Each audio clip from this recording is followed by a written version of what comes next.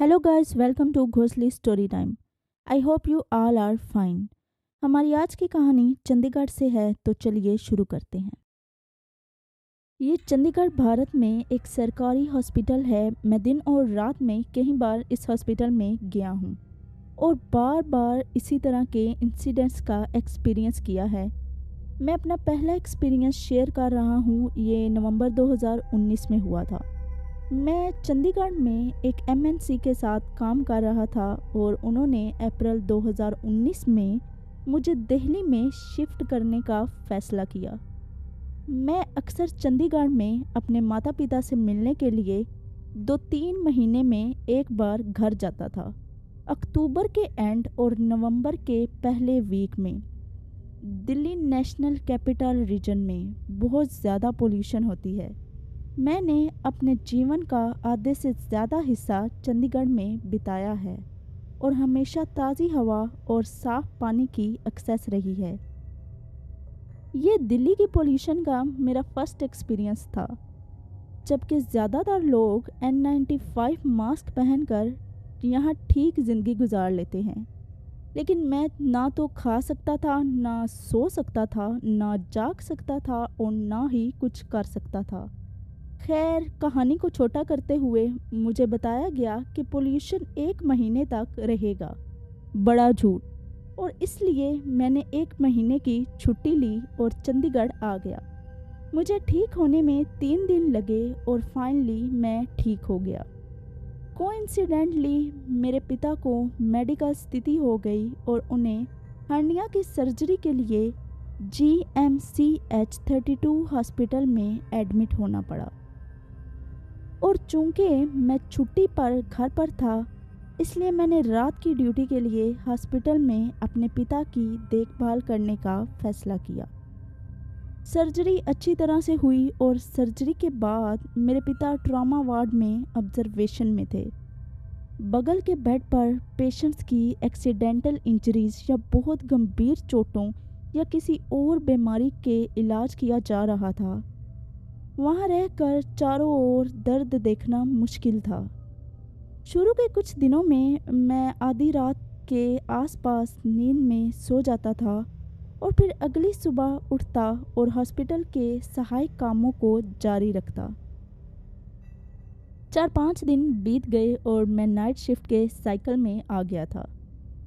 छठी रात जब मैं हॉस्पिटल में था, पूरी तरह से जाग रहा था, मैं वार्ड से बाहर निकला और देखा कि 2 मेल नर्स अपने अपने डेस्क पर ड्यूटी पर थे और इसलिए मैं टहलने के लिए आगे चला गया। 1:30 बजे के बाद और लगभग 2 बजे तक सब कुछ नॉर्मल था। अचानक सभी दरवाजे ज़ोर से टकराने लगे और ये एक घबराहट की स्टेट थी। मुझे लगा कि हॉस्पिटल में आग लग गई है या कोई और इमरजेंसी है। मैं उस वार्ड की ओर भागा जहां मेरे पिता थे। कोई धुआं नहीं था, किसी भी तरह के पैनिक के साइन नहीं थे और फिर भी दरवाजे ज़ोर ज़ोर से बजे जा रहे थे। मैंने पास बैठे एक मेल नर्स को बुलाया।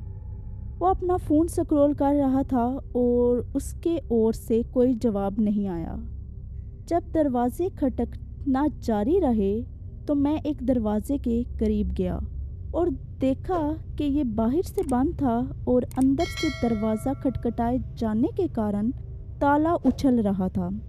मैं बहुत डरा हुआ था और वहाँ एक कमरा था, वार्ड के पास प्राइवेट रूम, जिसका दरवाज़ा खुला था। मैं पंखे को पूरी स्पीड से चलते हुए सुन सकता था। उस कमरे के पर्दे उड़ रहे थे और पंखा वास्तव में पूरी स्पीड से चल रहा था। ये नवंबर का महीना था। इस समय चंडीगढ़ में बहुत ज़्यादा ठंड होती है। मैंने उस रूम में से किसी को मेरा नाम लेते हुए और मदद के लिए पुकारते हुए सुना। तब मैं पूरी तरह से डर गया और नर्स के पास जाकर उसे बताया कि जैसे ही मैं उस तरफ गया, मुझे मदद के लिए पुकारने वाली आवाज़ें सुनाई दी। उसने सीधे चेहरे से जवाब दिया, ये सब 3:30 बजे तक जारी रहेगा और 4 बजे तक शांत हो जाएगा।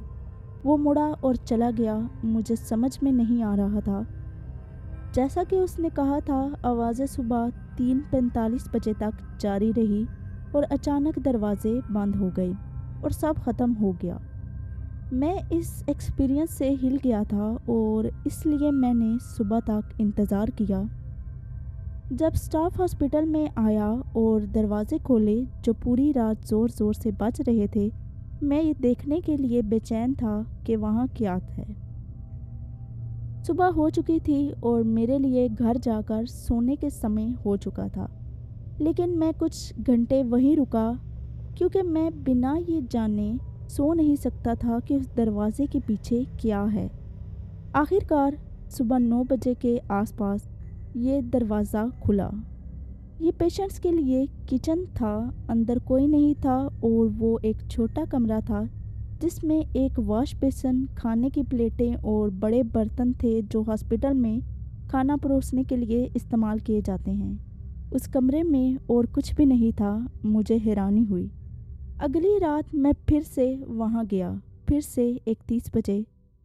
दरवाजे फिर से खटकने लगे और इस बार जिस वार्ड में मैं था वहाँ एक न्यू पेशेंट था। वो यूपी का रहने वाला था और फिज़िकल ट्रॉमा सर्जरी से रिकवर हो रहा था और अपने परिवार के सदस्यों जो उसके साथ थे से उसे सीक्रेट चलाने के लिए इंसिस्ट कर रहा था।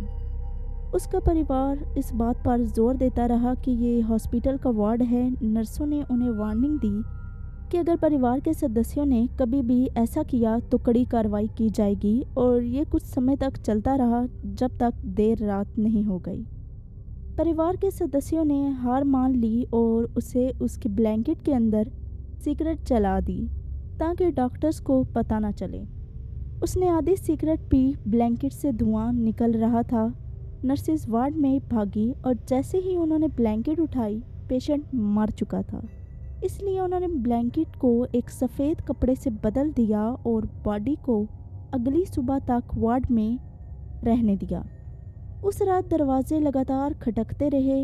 हालांकि मैं वार्ड से बाहर निकलने से डर रहा था क्योंकि मुझे समझ में नहीं आ रहा था कि ये चीज़ें कैसे काम करती हैं। साथ ही सीक्रेट वाले पेशेंट के साथ वार्ड में इतना ड्रामा था कि मैं मुश्किल से ध्यान किसी और जगह लगा पा रहा था और कुछ भी नहीं। अगली कुछ रातें मैं वार्ड में रहा और पीक पैरानॉर्मल एक्टिविटीज़ 1:30 से 3:30 बजे के दौरान मुझे पता था कि मेरे आसपास ऐसी चीज़ें मौजूद हैं जिन्हें मैं देख नहीं सकता लेकिन महसूस कर सकता हूँ, और उन चीज़ों के सम्मान करते हुए मैं रात में हॉस्पिटल के चारों ओर घूमता था और नर्सों से पूछता था कि क्या उन्हें ये नॉर्मल लगता है। उनमें से एक ने जवाब दिया, ये ऐसा ही है, हम इसे ख़त्म नहीं कर सकते। हम यहाँ पेशेंट्स की सेवा करने के लिए हैं और इसलिए हम केवल उसी पर ध्यान करेंगे। इससे मुझे ये समझने में मदद नहीं मिली कि आसपास क्या हो रहा था, हालांकि इससे मुझे ये स्वीकार करने में मदद मिली कि ये चीज़ें मौजूद हैं और हमें उनकी एग्जिस्टेंस के प्रति माइंडफुल और रिस्पेक्टफुल होना चाहिए। मुझे याद है कि मैं एक कमरे में आया था जिसमें एक कांच का दरवाज़ा था।